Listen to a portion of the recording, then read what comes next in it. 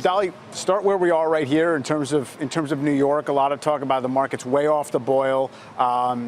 Where does it seem to go from here? So I don't think it's as way off the boil as a lot of the articles that have come out recently would suggest. I think new development is way off the boil. So for example, in 2017, 8.9 billion sales closed. In 2018, less than 4.9 billion. Huge difference, right? So developers may be in a little bit of hot water. I think the rest of the market is actually okay. You know, people are taking longer to sell. You know, all this volatility makes people nervous, but there are positives and negatives to all of this.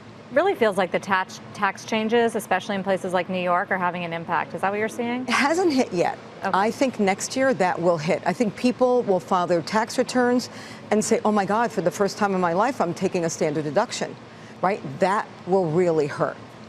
Fred, there have been overriding issues, or at least background issues, on affordability in general for housing. Interest rates look like they were going to be a problem for a bit. They backed off. How do you think things are set up right now, since we have such just low turnover, it seems, in residential housing? Yeah, it's everybody, like Dolly said, there's kind of this wait and see attitude a little bit. Sellers are taking longer to sell their houses.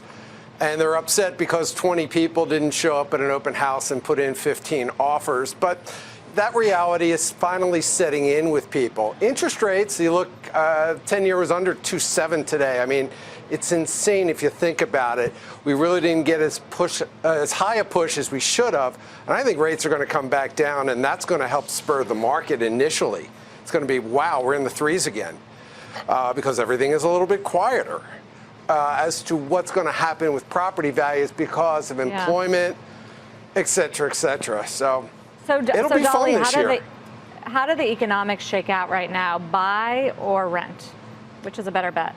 You know, each individual person has to look at that themselves, right? Generally, when you rent, you're not renting as good a product as if you were buying it. You're also not improving it. You're living in it as is. So it's also a huge lifestyle choice. You know, I myself, if I were to go out and rent, I'd rent something inexpensive in a nice area that worked. But if I want to buy something nice. So it's a big difference in lifestyle. I guess which is a better bargain these days? Better bargain is probably a rental, but that doesn't make it better.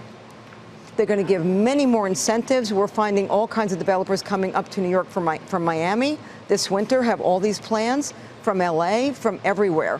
People are going to have to adjust, and that adjustment will give us an opportunity to buy the dip.